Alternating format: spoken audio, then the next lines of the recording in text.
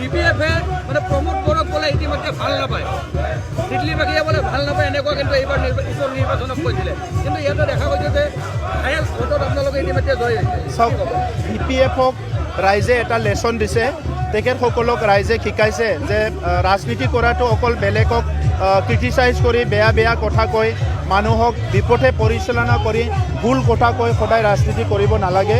ভাৰতবৰ্ষৰ গণতন্ত্ৰ যথেষ্ট মেচিউৰ হৈছে, ভাৰতবৰ্ষৰ গণতন্ত্ৰ যথেষ্ট শক্তিশালী, প্ৰত্যেকজন ভোটাৰ ৰাইজে সচেতন হৈছে। এই কথাটো বিপিএফে বুজি পোৱা নাই। সেইকাৰণে এই নিৰ্বাচনত তেখেতসকলে অকল আমাক গালি গালাজ কৰি বেয়া কথা ব্যৱহাৰ মানে কৈ পেলাই আমাক ক্ৰিটিচাইজ কৰি ৰাজনীতি কৰিছে। কিন্তু আমাৰ নেতাসকলে ৰাইজক লৈ পেলাই কি কাম কৰিব, অনাগত দিনত বিটিআৰ অঞ্চলটো কেনেকৈ আগুৱাই লৈ যাব, কি সমস্যা আছে, সেইটো লৈ পেলাই আমি কথা পাতিছোঁ। আমি ৰাইজক সন্মান দিছোঁ, তেখেতসকলে ৰাইজক ভয় খুৱাইছে। আমি ৰাইজক মৰম দিছোঁ, তেখেতসকলে ৰাইজক দমন কৰিছে। গতিকে এইটোৱে ডিফাৰেঞ্চ। সেইকাৰণে বিপিএফৰ অনাগত দিনত আৰু ইয়াত ৰাজনীতি নাই, এইটোৱে লাষ্ট নিৰ্বাচন। ইয়াৰ পিছত আৰু প্ৰত্যেকটো নিৰ্বাচনত বিপিএফে হাৰিব আৰু 40টা সমষ্টিত এটাও সমষ্টি বিপিএফ যে নিজিকে সেইটো চিয়'ৰ হৈ গ'ল। আৰু 4 মাহ 5 মাহ পিছত বিটিচি নিৰ্বাচন কি যিটো বিটিচি নিৰ্বাচন আহি আছে, ইয়াত আমি মিত্ৰজোঁটে 40টা সমষ্টি জিকিম।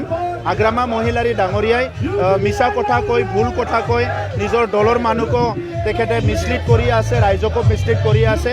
গতিকে তেখেতে দলৰ মানুহকো ধৰি ৰাখিব নোৱাৰে, ৰাইজকতো ধৰি ৰাখিব নোৱাৰে, নিজৰ দলৰ মানুহকো ধৰি ৰাখিব নোৱাৰে।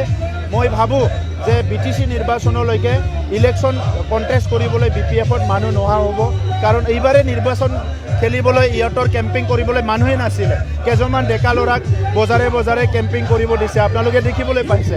গতিকে আজি আগ্ৰামা মহিলাৰী ডাঙৰীয়াক নিজৰ যিহেতু মিছন আৰু ভিজন নাই, নিজৰ যিটো এটা ৰাইজক লৈ কোনো ধৰণৰ আঁচনি নাই, তেনেকুৱা পলিটিক্সৰ আজিৰ সময়ত কোনো জাগা নাই। নিৰ্বাচন আজি দেখিবলৈ পোৱা যায় 9টা ভোটৰ সংখ্যা বিজেপি আৰু বিজেপিৰ প্ৰাৰ্থী হিচাপে হিউজ মাৰ্জিনত আজি জিকিবলৈ সক্ষম হৈছে। মই তেখেতক কংগ্ৰেচুলেশ্যন জনাইছোঁ। আৰু ইয়াৰ পিছত আমাৰ এই ফলাফলৰ কাৰণে চিডলিবাসী ৰাইজক মই ধন্যবাদ জনাইছোঁ।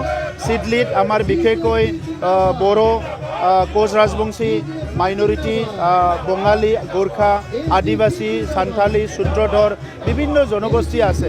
এই নিৰ্বাচনত সকলো জনগোষ্ঠী শিল দল ভাঙি ওলাই আহিছে আৰু আমাৰ মিত্ৰজোঁটৰ লগত থিয় দিছে। গণতন্ত্ৰটো শক্তিশালী কৰাৰ কাৰণে, বিটিআৰত চিৰস্থায়ী শান্তি প্ৰতিষ্ঠা কৰাৰ কাৰণে, প্ৰত্যেকজন নাগৰিকৰ নিৰাপত্তাৰ কাৰণে UPPL বিজেপি চৰকাৰে যে কাম কৰিছে, এই কথাটো সকলো আজি বুজি পাইছে। ইয়াৰ কাৰণে মই চিডলিবাসী ৰাইজক ধন্যবাদ জনাইছোঁ আমাৰ 3টা দলৰ হৈ।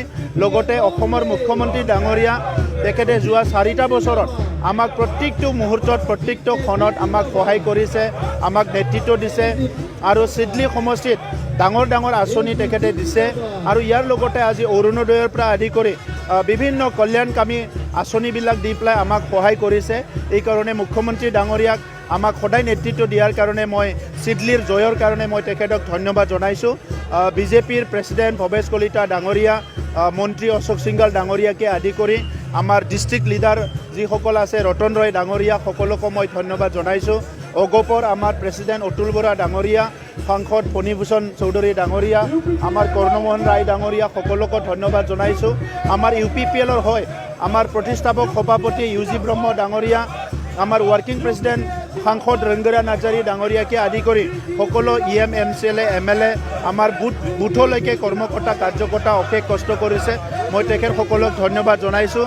চিডলি সমষ্টিৰ এই হিউজ মাৰ্জিনত যে বিজয় হৈছে, ইয়াৰ মূল কাৰণটো হৈছে বড়োলেণ্ডত শান্তি প্ৰতিষ্ঠা হৈছে, সকলো নিৰাপত্তা পাইছে আৰু সকলো জাতি জনগোষ্ঠীয়ে ভূমিৰ সমস্যাৰ পৰা বিভিন্ন সমস্যা স্বাধীনতাৰ 70 বছৰত সমাধান নোহোৱা সমস্যাবিলাক সমাধান হৈছে।